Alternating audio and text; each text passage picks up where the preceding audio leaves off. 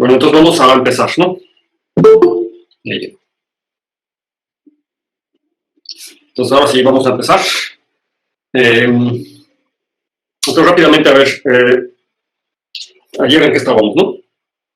Entonces estamos viendo esto del módulo de Tate de una curva elíptica, y entonces básicamente lo que tenemos es que vamos a tomarnos acá un campo, lo voy a hacer así ahorita, entonces sea acá un campo, y de entrada vamos a fijar la característica de K, lo vamos a decir que la característica es P, es un primo P, ¿no? Entonces el primo P lo vamos a fijar como P, y entonces, y sea L, otro número primo. Entonces nosotros estamos considerando las representaciones L-áricas y queremos considerar las representaciones L-áricas, y hay varias situaciones, o vimos varios casos, en el caso de que L sea igual a P o L sea distinto de P, ¿verdad? La característica del campo. Entonces concretamente decíamos que sea una curva elíptica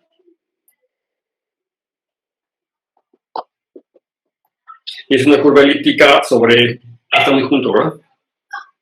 Una curva. Si de repente la letra es muy pequeña, díganme, porque lo puedo hacer un poquito más grande. Es una curva, entonces, elíptica, ¿está bien?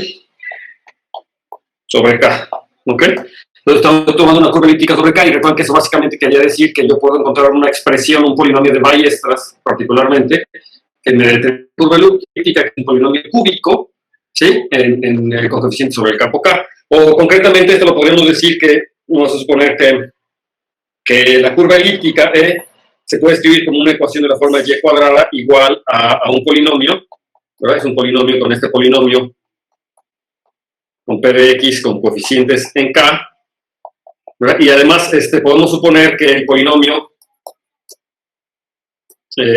tiene raíces distintas o es separable, ¿verdad? O sea,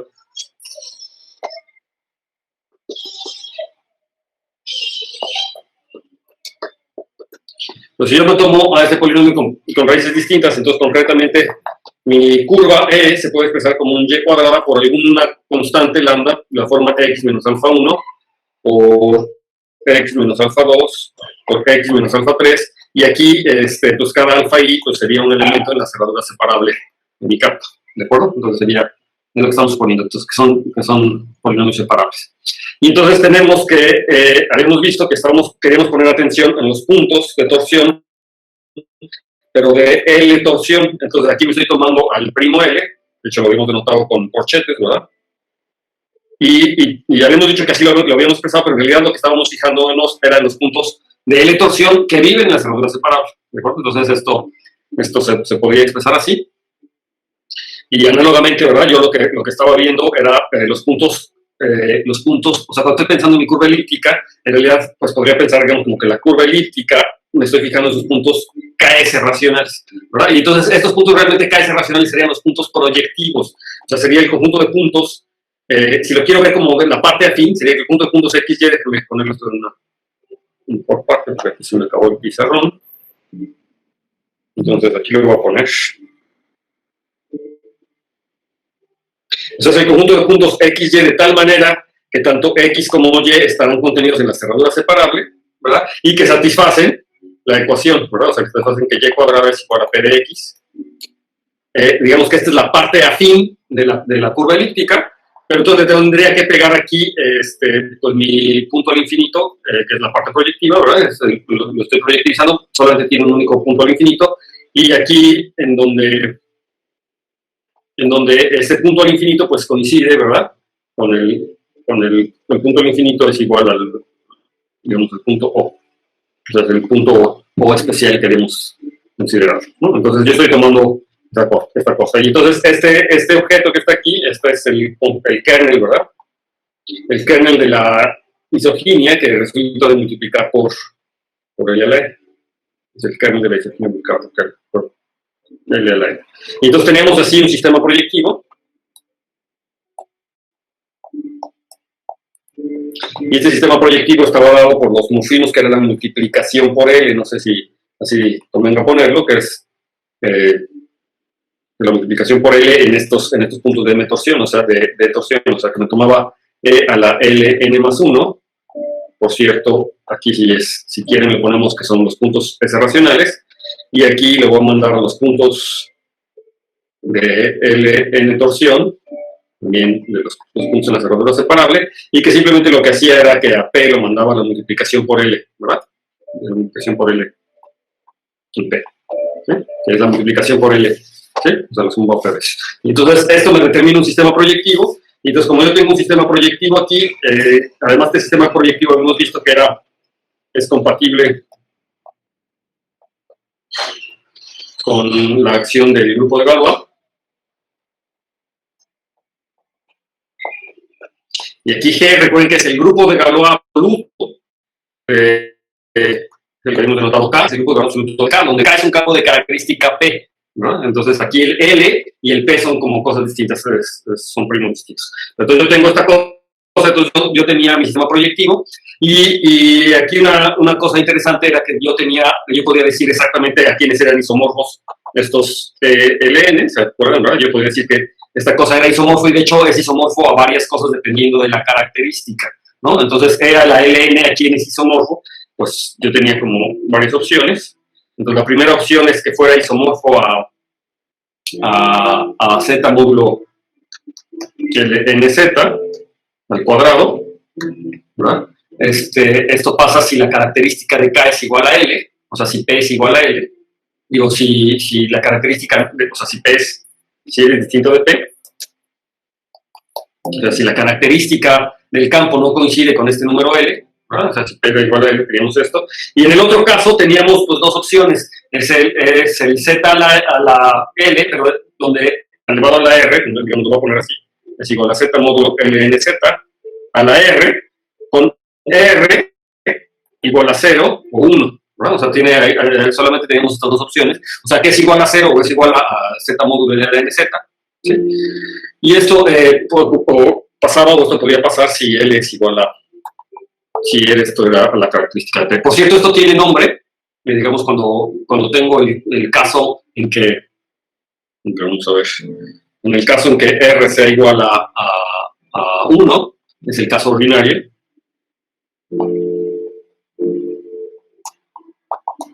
Así se llama. Y en el caso que R sea igual a 0, es el caso supersingular. ¿De acuerdo?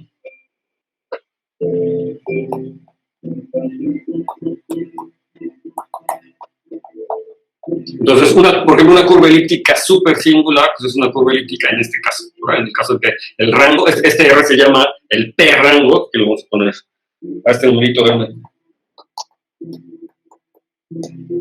Este número R, que sucede en el caso de que L sea igual a P, ¿verdad? Se le llama, me estoy empalmando, se le llama el P-rango, se lo voy a poner. El P-rango D, ¿no? O sea, se llama el P-rango D, bueno, y eso tiene que ver, ese rango no dependerá o sea, depende de L básicamente, y de P y de la característica del campo. Y entonces, con esto, lo que tenemos es que yo puedo describir perfectamente bueno, ¿qué pasa? No me deja. Yo puedo describir perfectamente lo que es el módulo de Tate, es lo que habíamos dicho, ¿verdad? O sea, tenemos una sucesión exacta de este tipo. Ahí presión de abajo, es lo malo de no ver. Es lo malo del color negro, que no sabe uno dónde está parado, pero lo bueno es que lo puedo arreglar. Entonces lo que tenemos es una sucesión exacta de este tipo, en donde yo tengo pues 0, tengo los puntos Ln racionales, y luego tengo los puntos K racionales, digo Ks racionales de la curva elíptica.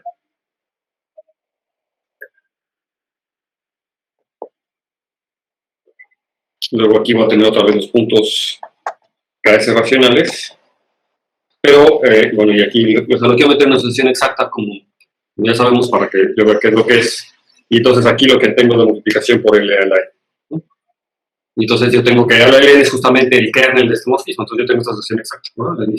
Es lo que tenemos, y entonces yo ya puedo definir lo que es el módulo de Tate, considerando, digo, estos kernels, con el sistema proyectivo que ya tenemos. Entonces habíamos hecho la definición del retículo de Tate.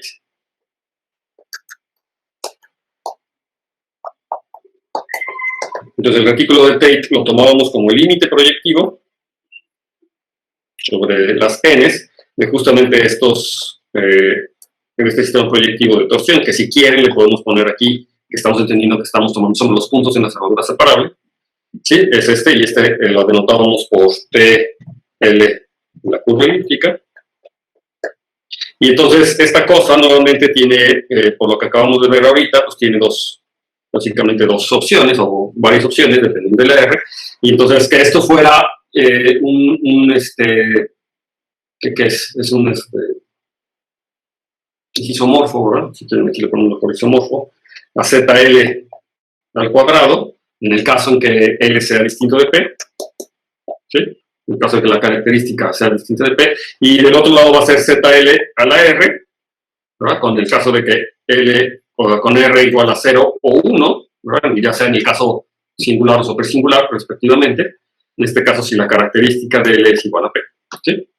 Entonces aquí estamos construyendo lo que se llaman representaciones L-ádicas, cuando el campo es de característica P. Realmente aquí es la confusión, o mucha gente dice, ¿por qué L-ádicas y por qué representaciones P-ádicas? El caso interesante, bueno, los dos casos son muy interesantes, pero el caso complicado, el caso más complicado es cuando esa L es igual a P, y aquí estamos viendo justamente una de las razones, ¿no? Cuando L es igual a P tengo como más diversidad, además de que la topología de la variedad, ¿verdad? La topología inherente que yo le puedo, o sea, cuando estoy definiendo una variedad geográfica sobre K, entonces la topología de la variedad o la topología analítica que yo le puedo dar a la variedad se vuelve en ningún sentido compatible o no compatible, depende si L es igual a la característica de P, o sea, con la topología que yo le estoy dando a estas representaciones P-ádicas, ¿no? Y entonces aquí se generan ciertos problemas. Entonces, de hecho, es un poquito más fácil estudiar las representaciones L-ádicas cuando L es distinta de P. Hay resultados un poquito más claros, ¿no? Se puede entender mejor. El caso cuando L es igual a P es más complicado, ¿sí? O sea, yo puedo recuperar cuestiones geométricas de mis representaciones, estudiando estas representaciones, y si L es igual a distinto de P, entonces los resultados son como más naturales, porque se parecen como a las cosas complejas. Cuando L es igual a P, hay problemas. Entonces, la teoría de representaciones de Galois P-ádicas se refieren justamente cuando L es igual a P, o sea, en este caso complicado, ¿no? Cuando L es igual a P. Y entonces la idea es, bueno, ¿qué es lo que yo puedo decir cuando L es igual a P? ¿Qué hay, no? Cuando la característica del campo, cuando está definida mi variedad, o mi curva elíptica en este caso, coincide con la representación, ¿no? Coincide con los coeficientes en donde estoy tomando la representación. ¿Qué es lo que pasa? ¿Se puede decir cosas ahí interesantes o no? Y la respuesta es que sí, y que son a veces más interesantes. De hecho, la teoría P-ádica de Hodge entra en ese caso, ¿no? O sea, en el caso donde P coincide con la característica de la variedad. Pero aquí ya se ve un claro ejemplo, es un claro ejemplo de lo que pasa cuando L es distinto de P. Es más fácil escribir, por ejemplo, los módulos de P tienen un rango bien determinado, son de rango 2, ¿verdad? Pero cuando L es igual a P, pues tengo varios casos. Y ustedes imaginarán que esto se complica, vamos a ver ahorita con el caso de variedades abelianas, cuando tengo dimensiones más grandes, ¿verdad? O sea, la variedad, o sea, hay más diversidad en esta situación. Bueno, esta es una ZL representación, ¿verdad? De rango 2, si la característica, si L es distinto de P, y de rango, pues R, si L es igual a P, ¿no? Donde R ya saben que puede ser 0 o 1, donde R es el P rango, por eso se llama el P rango, ¿de acuerdo? Entonces, eso es lo importante, son representaciones de Galois, y la acción del grupo de Galois venía dado por como lo vimos ayer, ¿verdad? La acción del grupo de Galois actúa en los puntos KS racionales, trivialmente, ¿verdad? Los puntos KS racionales, y luego ustedes tenían que ver un ejercicio que, de hecho, los puntos KM racionales son invariantes. Digo, los puntos de torsión, los puntos de torsión también quedan invariantes bajo la acción del grupo de Galois. El grupo de Galois también actúa sobre los puntos de M torsión, en particular sobre los puntos de LN torsión, ¿sí? También actúa ahí, y de hecho, más aún, es compatible con el sistema proyectivo, ¿verdad? O sea, que la acción actúa bien sobre el sistema proyectivo. En otras palabras, que también, digamos que la acción del grupo de Galois actúa bien sobre estos morfismos, ¿verdad? Que que hace el sistema proyectivo. Aquí es Ln más 1.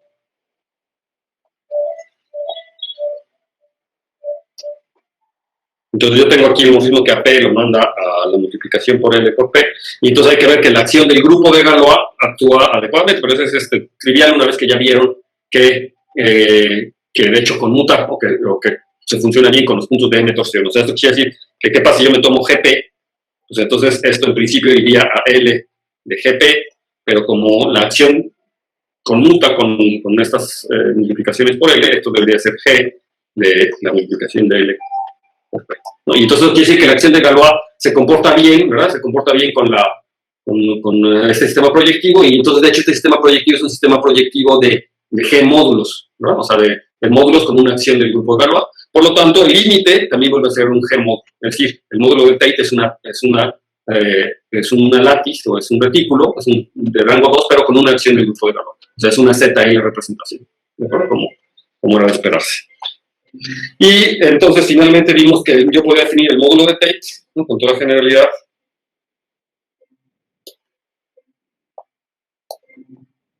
Y el módulo de Tate pues es simplemente tomarme BL de la curva elíptica, y el BL de la curva elíptica pues se definía como hacer el producto tensorial de este retículo, del retículo de Tate, sobre ZL, porque es un ZL módulo, en particular lo puedo hacer con QL. ¿De acuerdo? Y entonces, ahora el grupo de Galois, ¿verdad?, actúa sobre la primera coordenada, y entonces yo puedo hacer la acción del grupo de Galois como es una representación eleádica, y entonces aquí la representación eleádica pues es justamente la acción en el primer elemento, ¿no? ¿Sí? Entonces, la acción de Galois se extiende por la acción del primer elemento. Lo que pasa es que el grupo de Galois actúa trivialmente en QL. Entonces podría ser como la acción diagonal en el producto tensorial, pero la acción en la segunda coordenada es trivial, ¿no? De acuerdo, en este caso.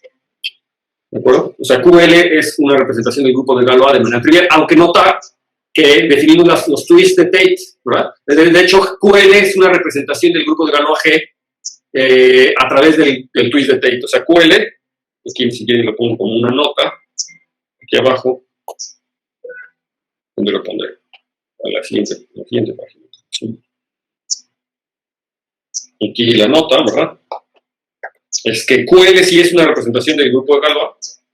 Entonces QL es de hecho QL 0. O sea, actúa a través de la potencia 0 del carácter ciclotónico.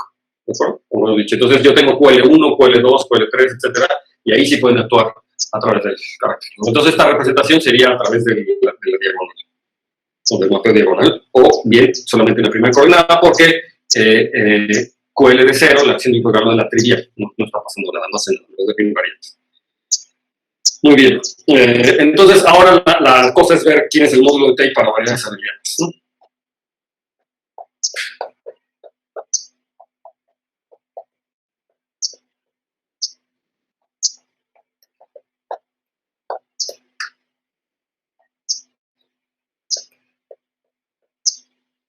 Ok. No se ve el azul, ¿verdad? Dígame si no se ve el color. Creo que me habían dicho que no utilizara azul. No el azul sí se ve, ¿eh? ¿Cuál es el que no se ve? El rojo. El rojo sobre el fondo negro, yo no lo veo. O sea, nada más como, o sea, no lo puedo ver. Ok, bueno, entonces para no usar rojo. Si algún color les causa molestia, le dicen ya lo modifico. Entonces, ¿qué es una variedad abeliana? Primero, voy a poner mis notas. Entonces, una variedad, vamos a hacer la siguiente definición.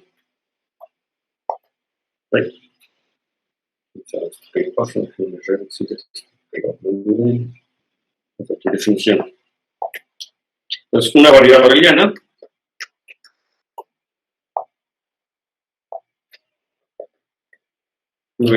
A es una variedad proyectiva.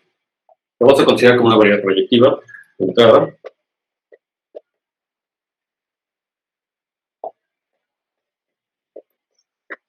Suave, equipada con una estructura de grupo, ¿no?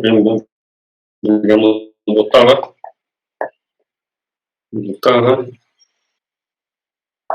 de un mapeo que hace que le da, vamos a tener equipado de una ley de grupo. Y esto básicamente lo que quiere decir es que es un esquema grupo. Bueno, yo lo pienso como un esquema, es un esquema grupo. Eso quiere decir que es un morfismo de A cruzar A, que lo que me va a hacer es que sus puntos racionales tengan una estructura. Por decir, yo tengo este morfismo de A cruzar que se llama mu, digamos, vamos a llamar mu, que sería la multiplicación. ¿Sí? Que sería la multiplicación. Y además tengo otro morfismo, que sería el cálculo del inverso. ¿No? Yo voy a tener otro morfismo I, que va de A a A, que sería el cálculo del inverso. Y debo tener un punto especial aquí, que también sería elegir un punto O en la variedad, y eso se expresa como les había dicho, ¿no? Yo tengo un punto definido sobre K, si quiere, y entonces tengo un morfismo del espectro de OK acá, y sería como escoger un punto en la A con coordenadas en K, ¿no? Entonces es un punto K racional, lo que se llama. Y entonces, además, estas operaciones, estos morfismos, mu y elección de este punto, pues no sé cómo llamarlo, el O, y estas elecciones de punto deben de cumplir ciertas propiedades que me lo hagan a mi esquema A en un esquema de grupo, o sea, que me hagan una variedad, esta variedad una variedad. Lo que hizo como variedad, es decir, en el caso clásico de la geometría algebraica, entonces realmente a la A me estoy fijando en los puntos KS racionales o los puntos sobre la cerradura algebraica, y eso, que si prefieren lo pueden pensar así, y entonces eso es lo que me está diciendo es lo siguiente. Entonces, si la dimensión de A, si G es igual a la dimensión de A, entonces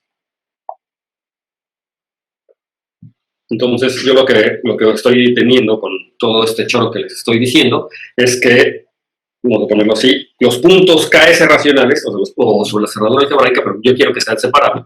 Este cosa es un grupo con, digamos, con los morfismos, con, digamos, mu, y aquí debería llamarle mu de KS, que es el morfismo apropiado, ¿verdad?, entre los puntos KS racionales, cruz A, KS racional. 12 horas. A, KS. Sí, con esta multiplicación y esta función inversa, ¿no?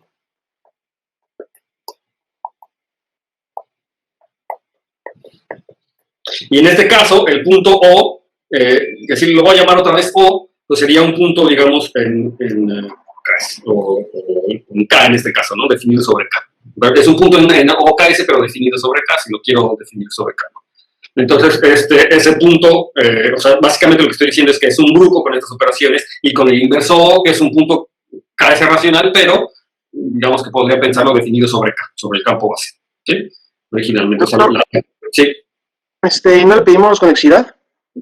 Sí, de hecho todavía no es proyectiva suave y de hecho le debería de pedir irreducibilidad como variedad algebraica, ¿no? De hecho, es una variedad algebraica, de entrada es irreducible, entonces ya es irreducible, entonces eso algebraicamente eso es lo que quisiera. Es decir, si estuviera yo pensándola como variedad compleja, ¿verdad? O sea, si me fijo en sus puntos complejos, entonces eso quiere decir que es conexo, ¿verdad? Por los teoremas Gagas, ¿no? Irreducibles y conexas son equivalentes con la topología usual, digamos, se va con la topología usual. Entonces, como una variedad abeliana, como variedad, entonces, si me voy a la definición de variedad algebraica, es de tipo finito, irreducible y sin reducible, es decir, sin elementos nilpotentes. Funciones no tienen nilpotentes. O sea, es una variedad lo más como se debe y además dotada de una estructura de grupo. Es un grupo esquema, lo que se llama, si lo pienso como esquemas, o si no lo pienso como esquemas, si lo pienso en el caso clásico, es el conjunto de ceros de una familia de polinomios en la cerradura separable, o el conjunto de ceros en la cerradura separable de una familia de polinomios. Si la variedad bien está definida sobre K, esos polinomios tienen coeficientes en el campo K, que cumple que sus puntos KS racionales forman un grupo, ¿verdad? Y de hecho, yo puedo decir, se puede demostrar, o sea, la definición no lo viene, pero de hecho, lo que uno demuestra aquí es que es un grupo abeliano. Entonces,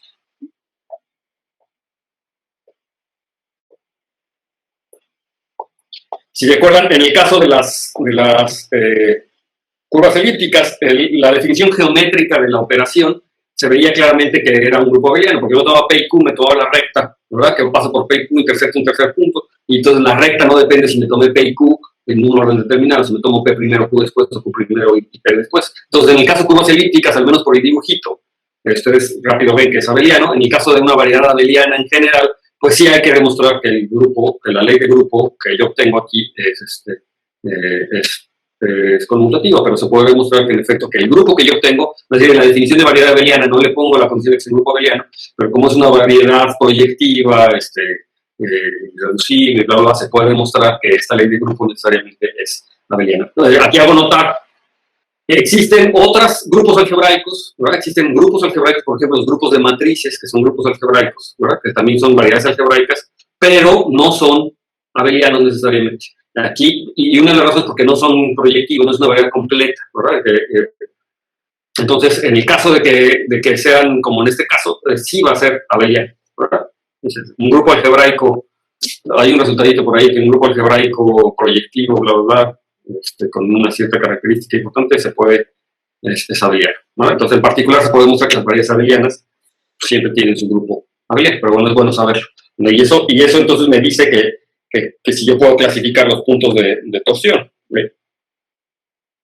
Entonces, como variedad abeliana, exactamente como lo hicimos en curvas elípticas, yo puedo definir sus puntos de M torsión igualito, ¿verdad? Entonces, ¿quién sería A de M? Entonces, A de M pues simplemente es el kernel de la multiplicación por M, ¿verdad? Donde la multiplicación por M es exactamente sumar M veces el mismo punto. O sea, como ya habíamos visto hace rato, o sea, definido como en el caso de curvas elípticas. Como defino con el caso de curvas elípticas, yo tengo la multiplicación por n, y entonces yo también voy a tener un resultado análogo, es decir, que yo puedo decir quiénes son los puntos de Ln torsión, igual estamos en la misma convención, es decir, el campo K, donde está definida la variedad abeliana, es de característica P, y entonces yo me tomo un número primo L distinto de P, o un número primo L cualquiera, y entonces me gustaría decir quiénes son los puntos de L torsión, y esto nuevamente, si quieren, estoy considerando puntos en la cerradura separada. Y entonces lo que me dice el teoremita, ¿verdad? El resultado es que este grupo, que es un grupo, ¿verdad? Es isomorfo a Z módulo LNZ, elevado a la G, a la 2G, donde G es la dimensión de la variedad abeliana. Y esto en el caso donde L sea distinto de P, ¿verdad? O sea, si L es distinto en la característica del campo base, ¿verdad? Y en el caso de, vamos a cómo ponerlo aquí, y ALN, sus puntos casi racionales de LN torsión, va a ser isomorfo ahora a Z módulo LNZ al un R, donde R es nuevamente el P rango, se llama nuevamente el P rango, pero ahora la propiedad es que ese número R es un número que vive entre 0, R y G. O sea, es un número que puede variar entre 0 y G. Entonces, se fijan, ¿no? Dependiendo de la dimensión de la variedad abeliana, yo podría tener muchas posibilidades, ¿no? de ese R. Entonces, se llama el P rango nuevamente de la variedad abeliana. ¿Sí? Es el P rango.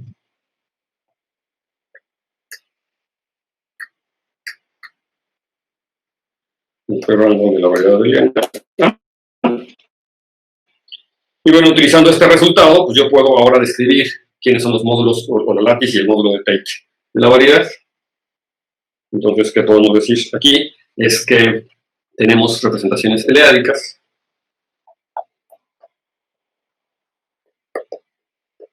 Tenemos así que yo voy a poder definir pues la látiz de Tate, TLDA, de manera análoga.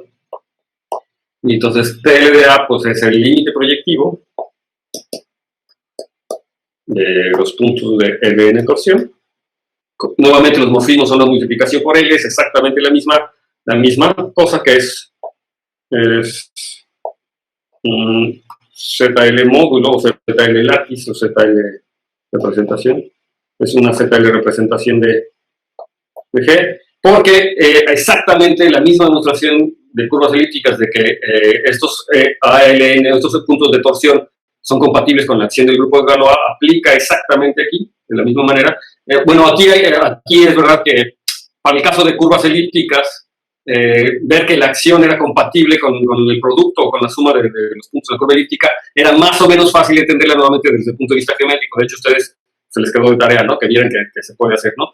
Yo tengo 3 puntos colineales y le aplico esta G, y entonces esta G entonces era más o menos fácil ver que era compatible con la acción de G. Es verdad que para una variedad abeliana no tengo esa imagen geométrica en principio, pero lo que sí se puede describir es esta suma de la variedad abeliana nuevamente se puede describir en términos del grupo de Picard, ¿no? O sea, nuevamente es esto. Y entonces, ahí se puede definir la acción del grupo de Galois y se ve que funciona bien con la operación del producto.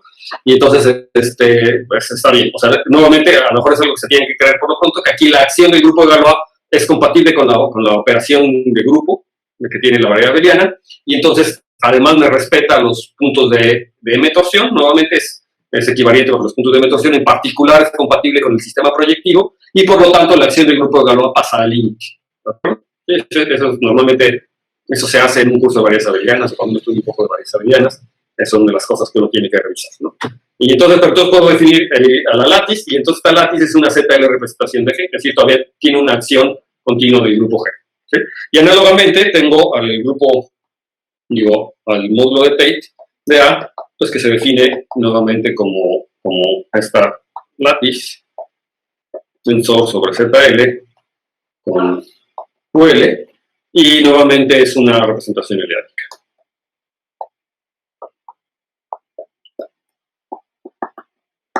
Y entonces, ¿qué es lo que yo puedo decir? Pues de hecho podemos decir, ¿verdad? Podemos poner un poquito más de interés a esta cosa. La proposición que podemos aquí manejar es que TL de A es isomorfo, y nuevamente yo tendría mis dos opciones, la ZL a la 2G. Esto si P es distinto de L, o sea, si la característica nuevamente del campo base, donde está definiendo la variable abeliana, es distinto del número L, y sería ZL a la R, donde R es el P rango, nuevamente si la característica del campo base es igual al L. Entonces, esas son las situaciones que se me presentan para variedades abelianas. Entonces, básicamente, digo, hay muchas más cosas que uno puede decir de variedades abelianas. Y bueno, aquí una de las cosas interesantes que cumplen estas representaciones, o lo que ya empezamos a ver, es que de objetos geométricos, como son las variedades abelianas, en particular las curvas elípticas, yo le puedo asociar una representación, ¿verdad? Y como vimos en el caso de curvas elípticas, esta que se llama el caso ordinario, el caso supersingular, en realidad esas situaciones me están hablando un poco de la geometría de la curva elíptica. O sea, ya la dimensión de la representación que yo le estoy asociando a mi curva elíptica me da una cierta información sobre propiedades geométricas de la curva elíptica, ¿no? Entonces, de hecho, eso es lo que uno esperaría, ¿no? Poder sacarle información a estas representaciones. Uno le asocia estas representaciones o estos objetos algebraicos a mis objetos geométricos para sacarle información de la geometría. Y de hecho, viceversa, ¿no? En realidad, a veces no es un diccionario tal cual, pero hay una interrelación entre las propiedades geométricas y las propiedades algebraicas de las representaciones, ¿sí? Y yo quiero obtener esa información tanto de ida como de regreso, ¿sí? Por ejemplo, hay resultados, si ustedes se toman a su variedad definida sobre un campo de característica mixta, eso quiere decir que es un campo de característica cero, por ejemplo, pero que su reducción, o sea, que su campo de fracción, por ejemplo, como los números p-ádicos, se toman un número p-ádico, o sea, una variedad definida sobre los campos p-ádicos. Si ustedes fijan que los campos p-ádicos, me fijo en el anillo de enteros de un campo p-ádico y me fijo en el ideal maximal, que es el ideal generado por p, entonces hago el cociente y me da un campo de característica p. Entonces, los p-ádicos son un campo de característica mixta, porque es un campo de característica cero, pero su campo de cocientes de característica P. Entonces yo puedo fijarme en una cosa que se llama la reducción de la variedad a característica P. O sea, tengo una variedad definida sobre los racionales p-ádicos. Si tengo un modelo adecuado, es decir, si se puede definir sobre los enteros p-ádicos, si como no se puede definir sobre los enteros p-ádicos, entonces puedo reducir los coeficientes que me determinan a mi variedad módulo P, y entonces obtengo así una variedad sobre un campo finito. O sea, a reducir los coeficientes módulo P, obtengo una variedad sobre el campo finito. Y entonces una pregunta natural, por ejemplo, para curvas elípticas, es que si la curva elíptica sobre el campo finito vuelve a ser una curva elíptica, o si la variedad abeliana, a la hora que la reduzco módulo P, me queda nuevamente una variedad abeliana, ¿no? Sorprendentemente, todo ese tipo de cosas la ven las representaciones. Dependiendo cómo sea esta representación, o alguna otra representación, dependiendo cómo sea esta representación de Galois, el módulo de Tate, yo voy a poder decidir si tiene buena reducción o mala reducción, que es o el tipo de reducción que tenga, ¿de acuerdo? Esos son el tipo de cosas que ven estas representaciones, ¿no? Entre otras cosas. Okay. Entonces, digamos, de variedades abelianas no había mucho más que decir, o no quiero mucho más que decir, digamos, esta era la presentación del grupo de Tate, del módulo de Tate, que servía, pero lo que sí es más interesante es que, de hecho, estos módulos de Tate son los duales de la cohomología de tal, ¿no? Entonces les voy a platicar algo de la cohomología de tal, sin tampoco meterme en muchos detalles, porque no saben de la cohomología. O sea, lo que hay que entender en general de la cohomología es lo siguiente. A ver, aquí le voy a poner voy a hablar de la cohomología.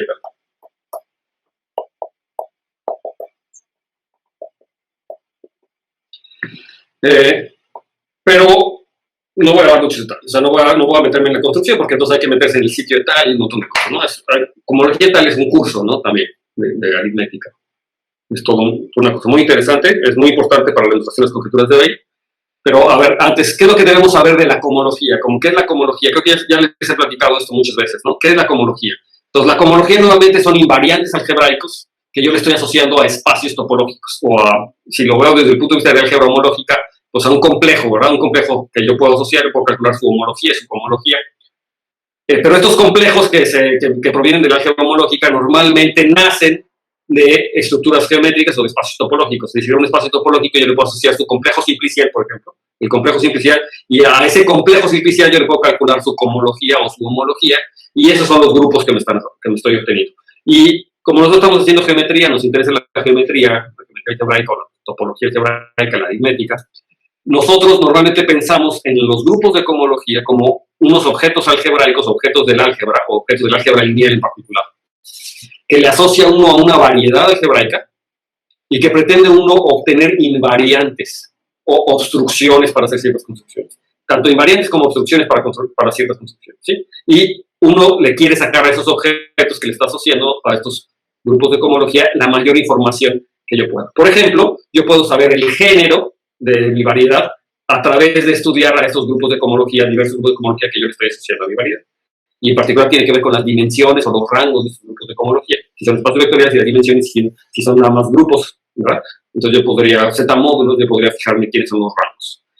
Ese es el tipo de cosas. Y les platico siempre que a mí me gusta pensar los grupos de cohomología como lo análogo a los espacios tangentes. Es decir, cuando yo tengo una variedad compleja, una variedad diferenciable, geometría diferencial, si ustedes han estudiado algo, una variedad topológica, en cálculo 4, cuando estoy estudiando cálculo 4, si no han estudiado nunca ningún otro tipo de geometría de esas, ¿verdad? Entonces, lo que ustedes hacen es que para estudiar cómo es un punto en un objeto de esos geométricos, pues lo que le hacen es asociar el plano tangente o el espacio tangente en ese punto, y dependiendo de cómo es ese espacio tangente, pues ustedes me pueden decir muchas cosas de cómo es la variedad alrededor de ese punto. Es decir, me están dando información local de la variedad alrededor del punto. De hecho, si el plano tangente no está bien definido, pues por ejemplo, pueden decir que la variedad es singular, ¿verdad? Pero pueden decir más cosas, le pueden asociar el cono tangente, lo que se llama el cono tangente, y dependiendo de cómo sea el cono tangente, me pueden decir cómo es el tipo de singularidad que tiene, ¿verdad? Por ejemplo, en el caso de las curvas elípticas o de las curvas cúbicas, si yo me fijo en la curva nodal, en el punto nodal no tiene un espacio tangente bien definido, o más bien el espacio tangente ahí es muy grande, el espacio tangente sería todo el espacio. Pero si me fijo en el cono tangente, en el nodo, pues veo que son dos rectas que se cruzan. Y entonces eso me da una característica del tipo de singularidad. En el caso de la cúspide, el cono tangente es una recta, pero es una recta doble, ¿no? Es una recta que aparece con multiplicidad 2.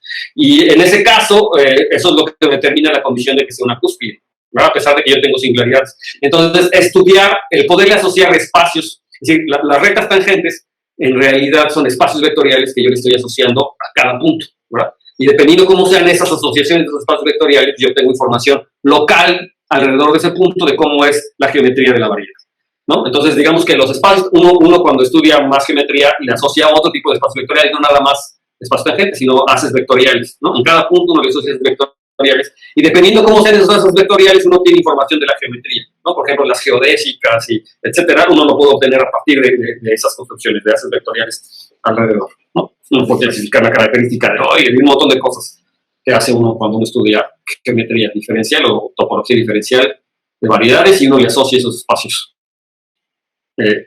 vectoriales alrededor de cada punto. Entonces, esas cosas me dan información local de la variedad. Lo que hace la cohomología es algo parecido, pero que me da información global. La cohomología y la homología lo que hacen a toda la variedad, a todo el objeto geométrico, le asocio ahora un grupo, ¿sí? O un espacio vectorial, y lo que trata de hacer eso es darme o proporcionarme información global, no nada más información local, sino información global de toda la variedad. Por ejemplo, el género es un buen ejemplo, ¿verdad? El género es una propiedad, el género de una variedad es una propiedad que no se ve si yo me paro en un punto. Si yo me paro en un puntito en una variedad, en un toro, vamos a ver, es una dona. Yo me paro en un puntito y me fijo los espacios tangentes alrededor de ese puntito, me fijo en los haces vectoriales, en ese puntito, alrededor de ese punto, no veo nada más que los haces vectoriales, o sea, puedo obtener cómo es la dimensión, la forma, si es suave, si no, etcétera, ¿no? Pero no la curvatura, no sé, puedo obtener un montón de cosas, pero no obtengo información acerca si se ve uno. Es decir, todas esas variedades, por su definición propia de variedad, localmente, alrededor de cada punto se ven como un RN. Entonces, localmente, alrededor de ese punto no distingo hoyos, porque son todos como un RN o como un CN, si una variedad compleja, o si una variedad topológica se verá como un espacio bonito, ¿verdad? Alrededor de cada uno de esos puntos, un espacio trivial. Entonces, no veo los hoyos. Sin embargo, la cohomología, que es una estructura algebraica que yo le asocio a mi objeto geométrico, sí ve ese tipo de hoyos, porque es un invariante que se le está asociando de manera global. Es decir, a la variedad algebraica le asocio un espacio vectorial, y ese espacio vectorial, su dimensión o sus dimensiones o sus puntos de torsión, etcétera, me dan información geométrica. Una de ellas es el número de hoyos o el género, ¿verdad?, que pueda tener, y ese género pues queda expresado en términos de las dimensiones de uno de estos grupos de cohomología en particular. Y hay muchas otras cosas que yo puedo obtener, por ejemplo, la irregularidad, si me fijo en formas diferenciales, la existencia de formas diferenciales con ciertas propiedades. De hecho, eso hace la diferencia entre ciertas definiciones. Ustedes han oído hablar de variedades de Keller, por ejemplo, o de superficies K3 o variedades de Calabi-Yau, y todas estas diferencias que se hacen en términos de propiedades de la cohomología, ¿no? De la existencia de ciertas formas diferenciales, que son formas de un cierto tipo en un grupo de cohomología. O a las superficies K3, por ejemplo, se les pide algo sobre la irregularidad, que la irregularidad sea cero, y eso quiere decir, es una propiedad que tiene que ver con ciertos grupos de cohomología, y etcétera, ¿no? Hay un montón para Calabi-Yau, que son otras propiedades que les piden en términos de esas cohomología, que les da, y en física y en muchas aplicaciones, esas propiedades provienen de preguntas físicas, ¿no? O sea que, por ejemplo, en esto de la mirror symmetry, ¿no? Han oído hablar de simetría especular. Entonces, una propiedad física que los físicos observan y que resulta que cuando la traduces en términos matemáticos es en realidad una propiedad de la cohomología. Y entonces, muchas veces en la cohomología lo que se miden son obstrucciones, de lo que les decía.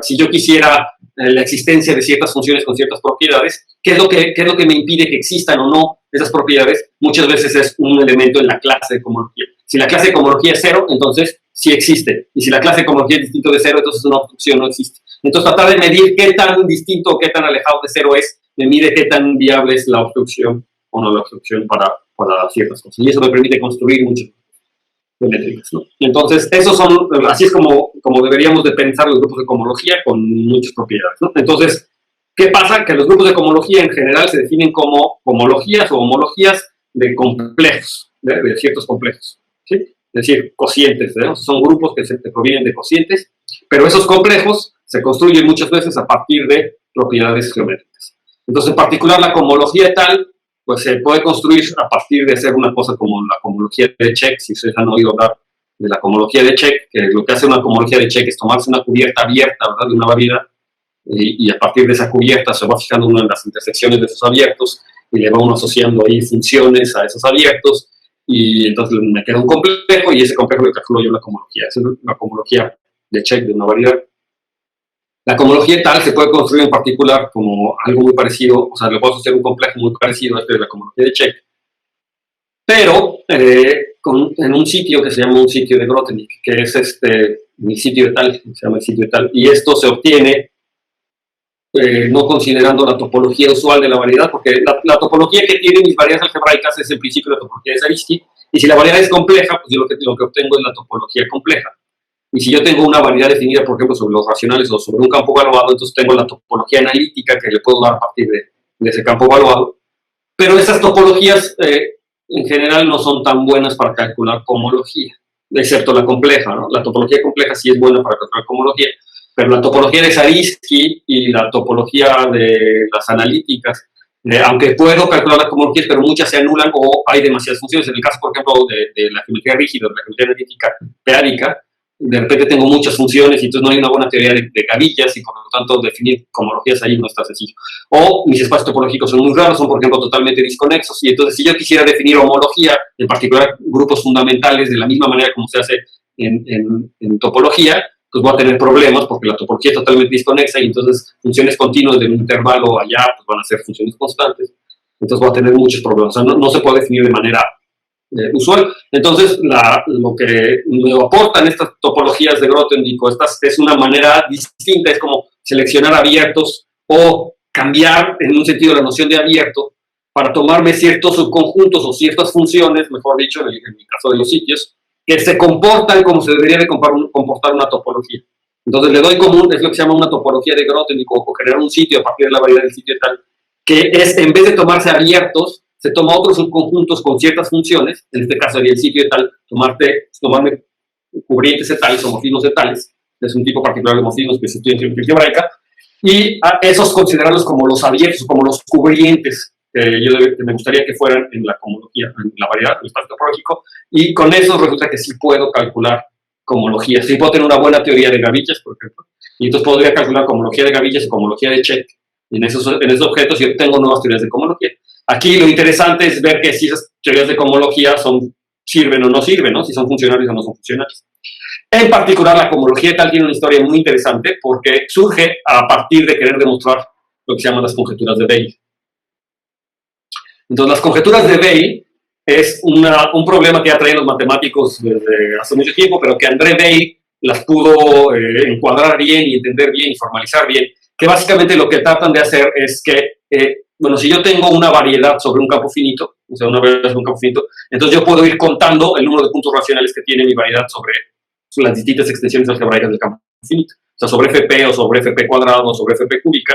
Entonces yo voy teniendo una variedad, lo voy a escribir aquí para que no se pudo hablar. Ahora, si yo tengo X, una variedad definida sobre un campo finito, esto lo voy a poner sobre espectro de FP. Eso lo que quiere decir, esta notación que estoy escribiendo simplemente es que los polinomios que me definen a mi variedad tienen coeficientes en el campo finito FP, ¿de acuerdo? Y entonces, o yo puedo pensar a esta cosa, ¿verdad? Mi variedad, puedo fijarme en los puntos FP racionales, y eso quiere decir que es un subconjunto del campo finito de FP, ¿verdad? O sea, del campo finito de FP a lo mejor alguna potencia del espacio afín, dependiendo de la dimensión en la que estoy calculando. Entonces ustedes ven que este conjunto tiene un número finito de elementos. Y entonces yo podría llamarle N1, ahorita van a ver por qué N1, pues sería igual a la cardinalidad de este conjunto, ¿verdad? La cardinalidad del conjunto de puntos FP racionales. Es decir, las soluciones que tienen mis ecuaciones polinomiales que definen a mi variedad sobre ese campo finito. Pero este FP, ¿verdad? Ustedes, como saben, se puede encajar en FP cuadrada, que es la extensión de grado 2 de FP, ¿verdad? Me tomo una extensión de grado 2, y así en particular también lo puedo meter en FP cúbica, que es la extensión de grado 3, perdón. ¿Sí? Así. Y así está bien. ¿Sí? Y entonces me puedo ir, etcétera, etcétera, etcétera, así continuando hasta el infinito. Y entonces, está bien aquí, FP cuadrada. Me puedo meter en... Sí, perdón, Rogelio. Aquí. No sé si FP cuadrada se puede meter en FP cúbica, pero yo creo que no. Entonces sí, no, exactamente. Lo que quería poner aquí es así. FP cuadrada y se mete en FP cúbica. Y lo que sí va a tener es que sí se mete en FP cuarta. Pero no, entonces tiene que ver con los múltiplos, ¿verdad? Con los múltiplos de los grados de la extensión que estoy tomándome, ¿no? O sea, por ejemplo, FP cúbica, que se puede meter cuando me tomo un múltiplo de 3 en una extensión de múltiplo de 3 en FP sexta, por ejemplo. Y entonces FP cuadrada también se va a poder meter en FP sexta. ¿Sí? Y así.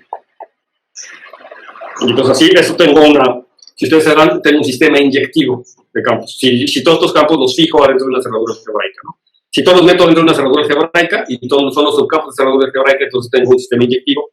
Y bueno, la cosa interesante es que yo me podría fijar en la sucesión de estos números ns, que sería igual a la cardinalidad del número de puntos que tiene FP, ¿sí? O sea, el número de puntos que tiene la solución en esta cosa. Y entonces a mí me gusta pensar esto de manera como geométrica, como pensar que, o sea, mi variedad X sobre la cerradura algebraica es un objeto geométrico, ¿no? Por acá. Es un objeto geométrico. No sé cómo sea, es un objeto geométrico. ¿Sí? Sobre la cerradura algebraica están todos los puntos que puede tener mi variedad algebraica. Son todos los ceros de todos los polinomios, ahí están. Pero cuando me fijo en los puntos racionales sobre FP, pues esto solamente es un conjunto de puntos. Es un conjunto finito de puntos, ¿no? Algunos puntos de aquí. Cuando me tomo una extensión de cierto grado, una extensión de grado n, por ejemplo, entonces va a haber más puntos, en particular los que ya tenía, pero va a haber más puntos, más puntos, ¿sí? De la variedad, va a haber más. Y entonces yo voy contándolos. Es decir, cuando me voy subiendo hasta acá arriba, hasta la cerradura algebraica, lo que me está diciendo esa sucesión, en cierto sentido, es decirme cómo se va llenando mi variedad, ¿de acuerdo? Es cómo se va llenando. Cualquier punto que yo me agarre aquí va a estar va a ser un punto FQS racional para alguna S. Entonces, si yo me voy fijando en esta sucesión de puntos, me va diciendo cómo mi variedad se va llenando, ¿no? cuando llego a la seguridad algebraica. Entonces, entender esta sucesión es entender cómo la variedad se va llenando, ¿sí? Y entonces, a la gente, cuando tienen sucesiones, les gusta pues, meter esas sucesiones en funciones generatrices, ¿no? O sea, les gusta tratar de definir como series de potencias, ¿verdad? Que involucren a esas sucesiones, ¿sí? Por ejemplo, definir una serie de potencias de este tipo, ¿sí? Y tratar de entender cómo es esa serie de potencias, ¿sí? Esa es una serie de potencias, digamos, con coeficientes Q, P. Es como tratar de entender esta serie de potencias y ver si, por ejemplo, imagínense, si esa serie de potencias fuera una función holomorfa, o fuera la serie de desarrollo de Taylor de una función holomorfa, con coeficientes racionales, pues estaría obteniendo mucha información de la variedad, ¿no? Si esta cosa fuera una función racional más que holomorfa, o meromorfa, ¿no? Que podría ser holomorfa, meromorfa, o lo que ustedes quieren, pero imagínense que es racional, una función racional. Entonces me estaría diciendo un montón de cosas de la variedad. Y si yo hago, si fuera polinomial y si encuentro factorizaciones de esta función, entonces estaría diciendo muchísimas más cosas de la variedad, ¿no? Entonces, de hecho, hay una función que se llama la función z, que tiene que ver se llama la función z de mi variedad x, con coeficientes, digamos, en t, y esta cosa se define como la exponencial de una serie de este tipo, que es la suma de ns por t a la s entre s, ¿no me equivoco? Creo que sí. Si no me equivoco, a ver, déjenme no decirle mentiras, porque siempre se me olvida, z function. Mi tesis de licenciatura fue sobre esta cosa, pero ya hace tanto tiempo que ya no me acuerdo. Mira, a ver, z function.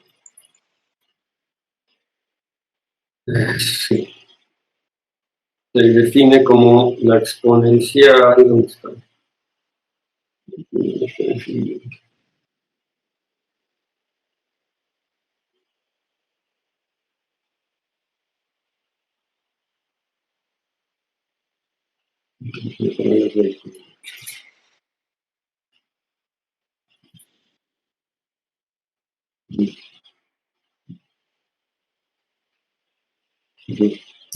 Pues define como la exponencial de nm entre m por q, exacto, es lo que me faltó, es un factor aquí.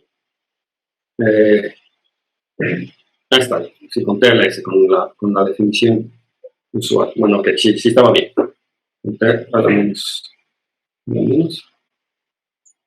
No sé si. Bueno, entonces se define así ya lo sabe, ya lo dejé de ver. Ok, entonces se define así, y entonces resulta que esta función proviene, en realidad, digamos, la definición original tiene que ver con un producto de Euler, así como la función z de Riemann, ¿no? La función z de Riemann que ustedes recuerdan, ¿no? No sé si la recuerdan, pues la función z de Riemann en una variable z, o la variable t, no sé cómo. Pues se puede definir como la suma de 1 entre n a la s con x s.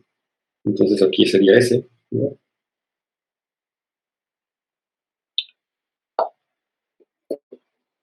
Ajá, y bueno, o sea, tiene su radio de convergencia y todo ese tipo de cosas. Y esta cosa resulta que tiene un producto de Euler en términos de los números primos, que si no recuerdo es algo así. ¿Sí?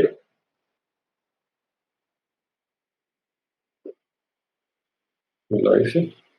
Híjole, qué bárbaro, qué mala memoria tengo ya. Esto no debería de...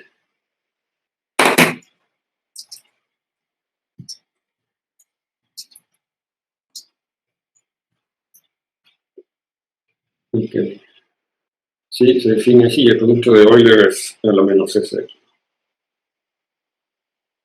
Menos ese. 1 entre P a la 1 entre 1 menos P a la menos S. Exacto. Entonces este es el producto de Euler de que tiene esta cosa. Entonces yo análogamente podría a la variedad X definirla en términos como de un producto de Euler que tiene que ver con los puntos racionales, justamente los puntos que están definidos sobre ciertas extensiones de mi campo.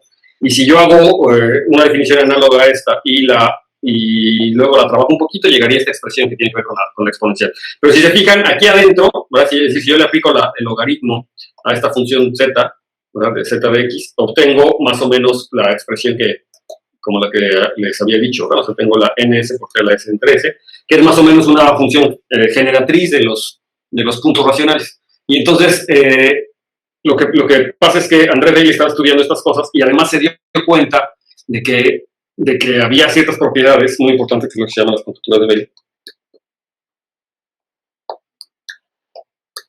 que entre otras cosas lo que me dicen es que esta función z es una función racional, o sea que la función z, en realidad x es el producto, es el cociente de dos polinomios con coeficientes en los racionales.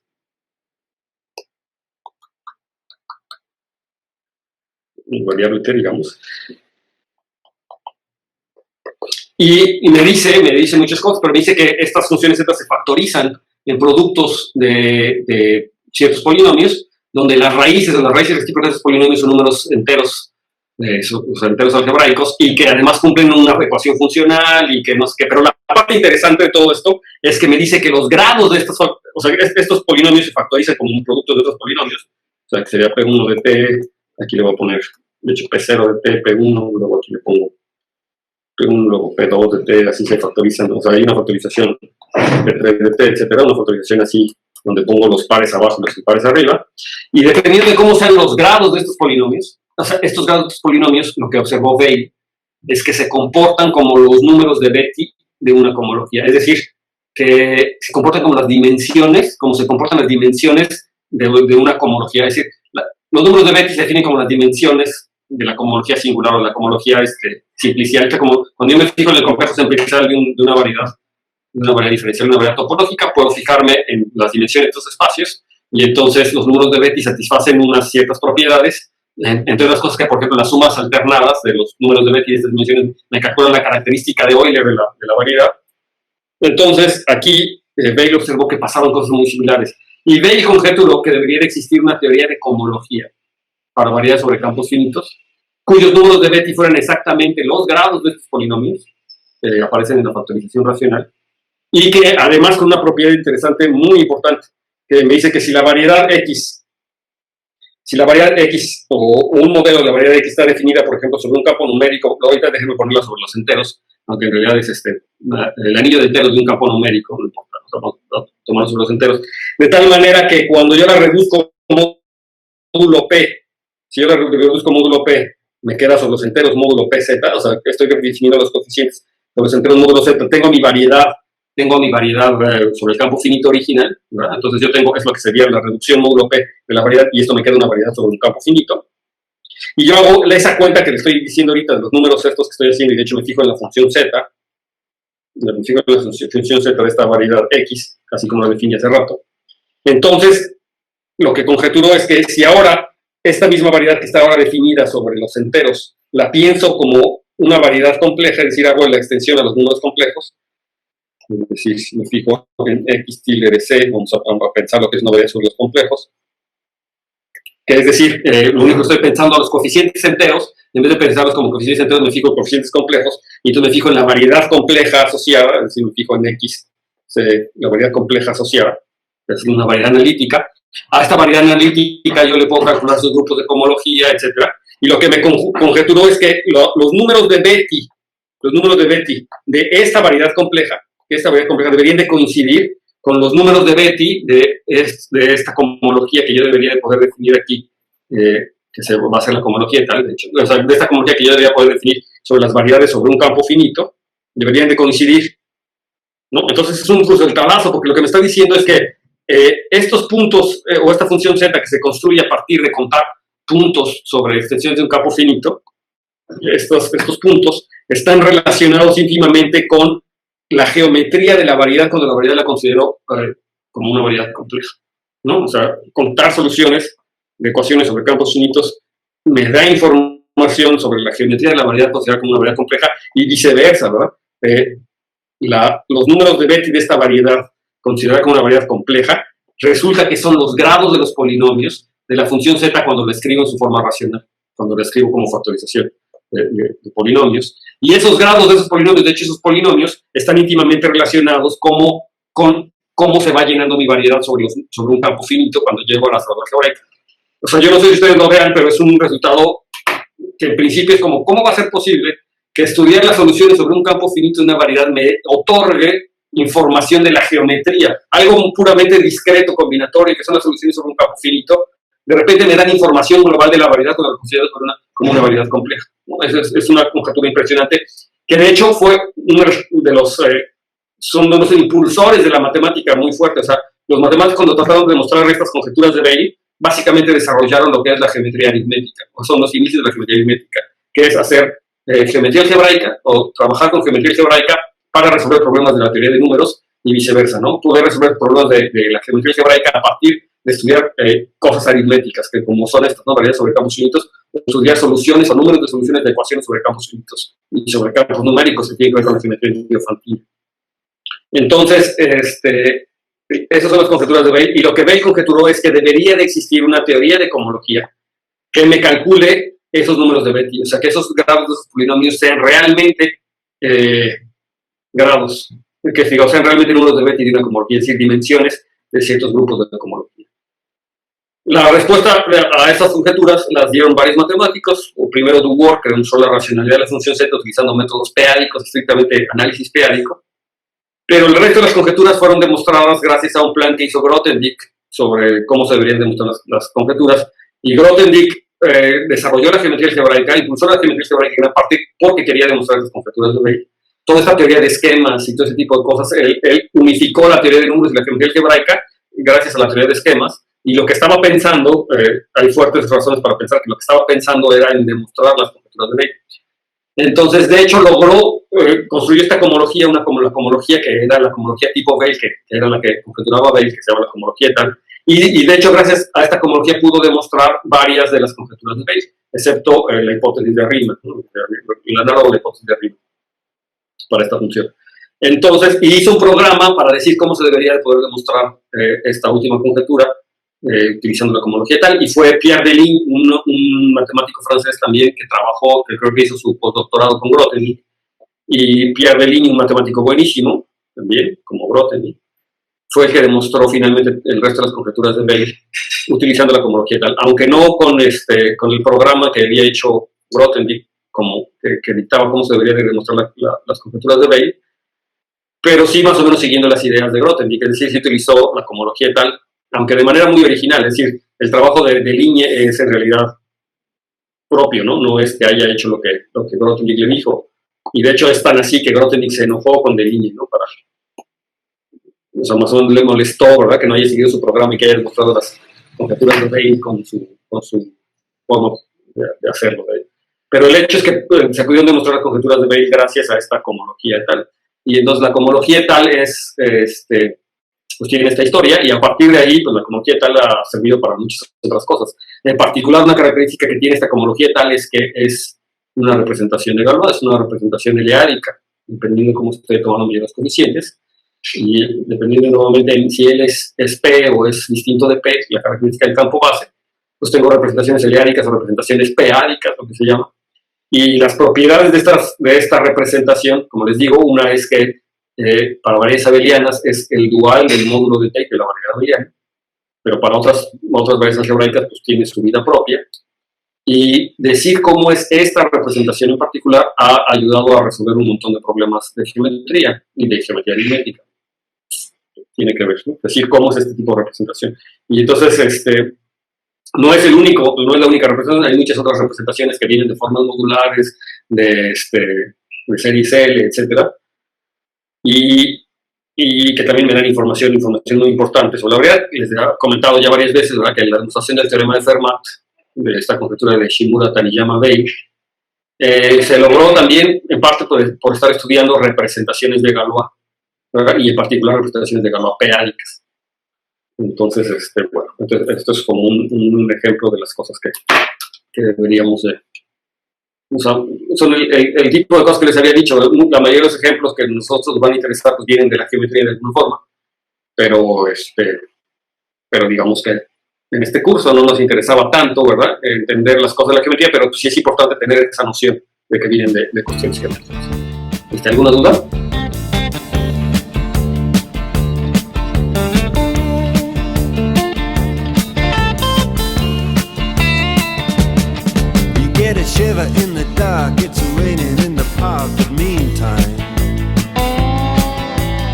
Sound of the river, you stop and you hold everything. A band is blowing Dixie, double fall time. You feel alright when you hear the music ring.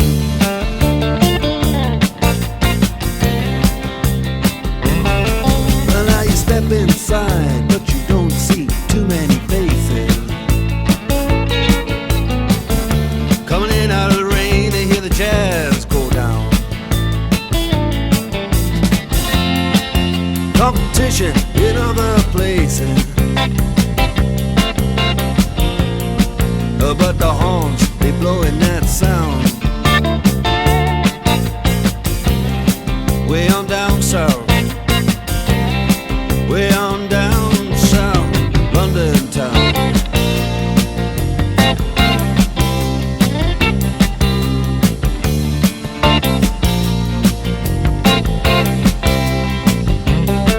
You check out Guitar George, he knows all the chords. But it's strictly rhythm, he doesn't wanna make it cry or sing. If then an old guitar is all he can afford, when he gets up under the lights to play his thing.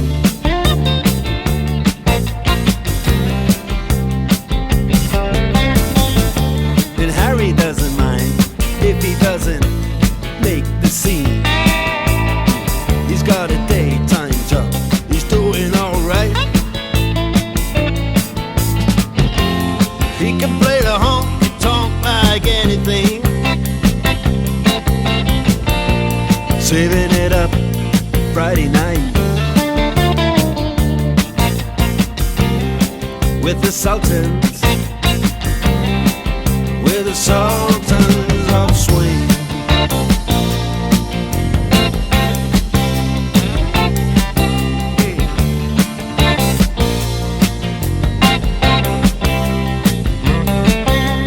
Crowd of young boys, they're fooling around in the corner, drunk and dressed in their best brown baggies in their platform soles. They don't give a damn about any trumpet playing band. It ain't what they call rock and roll. And the Sultans, yeah, the Sultans, they play Creole. Creole.